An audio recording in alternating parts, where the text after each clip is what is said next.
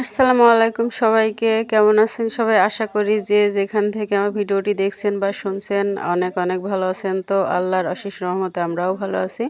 তো বরাবরের মতো চলে আসলাম নতুন আরেকটা রেসিপি নিয়ে। তো আজকে আমি মুরগির মাংস রান্না করব। তো আমি কড়াইতে তেল দিয়ে আমি পেঁয়াজটা ভেজে নিয়েছি আর এখানে সব ধরনের মশলা অ্যাড করে দিয়েছি।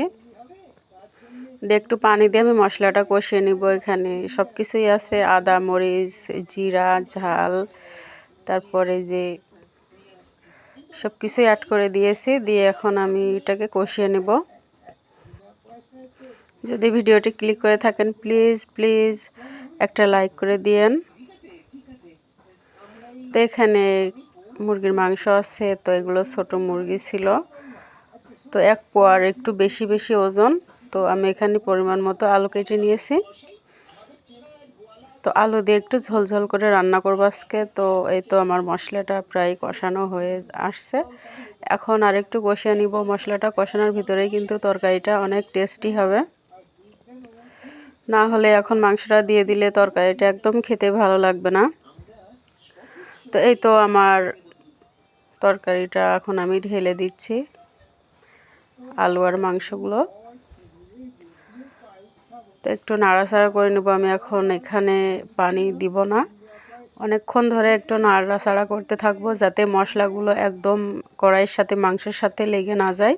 ততক্ষণ পর্যন্ত আমি একটু নাড়তে থাকবো।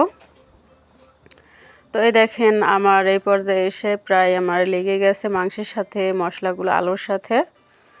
তো এই পর্যায়ে এসে আমি পানি দিয়ে দিব।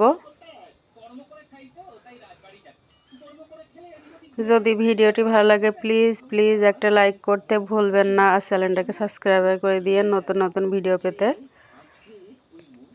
আপনাদের জন্যই কষ্ট করে ভিডিও বানাই, আপনারা যদি না দেখেন তাহলে কি ভালো লাগে বলেন? তো এই দেখেন আমার প্রায় অনেকক্ষণ ধরে আমি নাড়াচাড়া করেছি, না হলে ভালো লাগবে না। কষানোর ভিতরেই কিন্তু তরকারিটা স্বাদ লাগে। তো এখানে আমি পরিমাণ মতো পানি দিয়ে দিয়েছি, এখন আমি কষিয়ে নিব। তো চলেন, এই তো আমার কষানো হয়ে গেছে, দেখেন একদম শুকিয়ে গেছে পানিটা। এখন আমি একটু নাড়াচাড়া করে আমি ঝোলের পানি দিয়ে দিব। তো এই তো আমি পরিমাণ মতো ঝোলের পানি দিয়ে দিয়েছি। এটাকে মাখা করে রান্না করলেও ভালো লাগে, আবার ঝোলঝোল করে রান্না করলেও ভালো লাগে। তো আজকে আমি একটু ঝোলঝোল করে রান্না করব। তো এই দেখেন আমার তরকারিটা ফুটে গেছে। তো শুরু থেকে শেষ পর্যন্ত যারা আমার ভিডিওটি দেখেছেন তাদেরকে অসংখ্য ধন্যবাদ। আমার তরফ থেকে ভালোবাসা ও দোয়া রইল আপনাদের জন্য। তো এই দেখেন আমার তরকারিটা রেডি হয়ে গেছে। তো রেসিপিটি কেমন হয়েছে কমেন্টে